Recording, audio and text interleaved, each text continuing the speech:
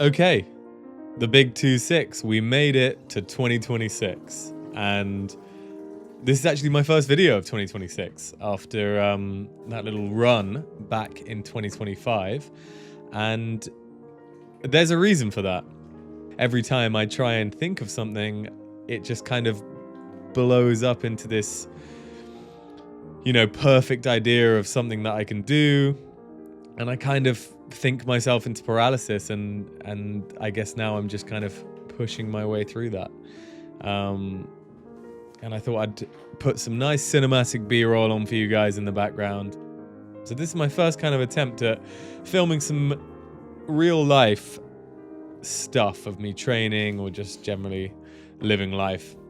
But yeah, I wanted to kind of talk a little bit about where I am at these early stages of 2026. At the end of 2025, you obviously saw me doing a lot of these kind of introspective videos, which obviously held a lot of truth to them. They were completely honest, but they were also videos that I was kind of forcing out. Not in a way that I didn't want to say those things, but in a way where I was just like, okay, well, it's better than nothing. But the reality is, it was worse than nothing, really, because I was in quite a dark place. I just moved to this flat I'm in now. I was kind of all alone, I moved to London after university and I lived with my friend for a while, but when he moved out, I was like, okay, well, I'm a super clean person. I kind of like keeping things neat, and I like having the freedom to do my YouTube in my own capacity. So I thought living alone would be great. But the reality is I don't really have a social group or circle in London. So I've been alone a lot. I also don't really have much of a friend group at work either. So it has been very quiet, and I spend a lot of time alone with my thoughts, and those thoughts are always telling me to chase my dreams and kind of make this YouTube thing work. I was also training a ridiculous amount.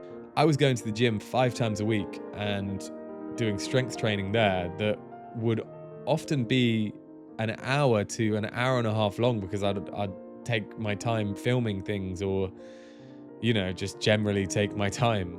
And then I'd finish that workout, and then I'd jump on the treadmill and do like a run and train for running, or do some incline treadmill on for cardio. And now I think back on this period, which was about October through November last year, but kind of built up throughout the whole of 2025. I just can't believe I was working like that, man. I cannot believe I was pushing myself that hard, and it obviously just left me completely fried. And when I went home for Christmas, I was lucky enough to go home for a whole month and just be with my mum back in Somerset, where everything is kind of slower and a little bit more still. And I found myself kind of coming back to myself a little bit. I decided that I wanted to try and enjoy Christmas in this period of relaxing. So I would only go to the gym 3 times a week, which I haven't done for the last, 2-3 years. So I moved my push-pull legs kind of split, which was push-pull legs, push-pull, down to just push-pull legs on a Monday, Wednesday, and a Friday, with a couple of runs throughout the week. And the fact that I also didn't have to walk such a distance like I did in London was also massive for kind of keeping my nervous system a little bit calmer. And the nervous system is pretty much the kind of key word, or key words in this timeline here, because I didn't realize that I was absolutely frying my central nervous system with the way that I was kind of living my life back then. I had no idea about parasympathetic and sympathetic states. I had no idea about kind of actual like deep onset fatigue. In my mind, I just thought to myself, listen, I'm doing push-pull legs, push-pull. I've got 48 hours between all of my muscle groups. Everything's cool, man.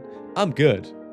The reality was I was just constantly in this state of like super high intensity awareness that was just absolutely draining me mentally and physically. Even though I thought, I get 8 hours of sleep a night, I'm fine.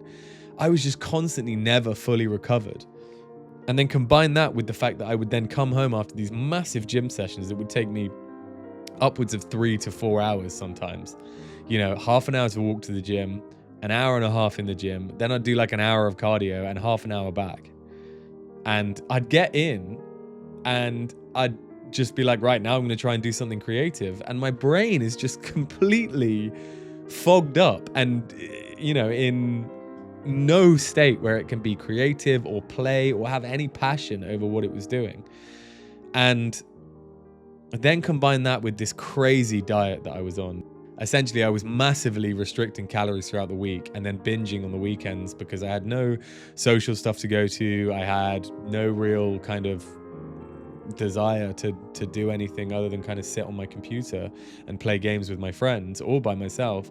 And I guess my safe space, my dopamine release for that was to kind of have gummy sweets and crisps and chocolate. And in my mind, I knew that I needed that so much. I relied on it so much that I would just restrict calories throughout the week. So on these days where I was kind of, working out for 2-3 hours a day and to getting like 15 to 20,000 steps a day, I was eating like 2,000 calories a day just to try and kind of bank calories for these binges on the weekend.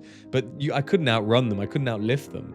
So I was constantly in this kind of horrible binge and restrict cycle that would also just keep me in this kind of maintenance zone. So my physique wasn't really changing. I wasn't losing weight. I wasn't gaining weight. I wasn't putting muscle on. I wasn't losing muscle. I was just in this kind of limbo period. And yeah, it wasn't until I went back at Christmas and had this time to settle down and slow down a bit that I found myself kind of waking up a little bit.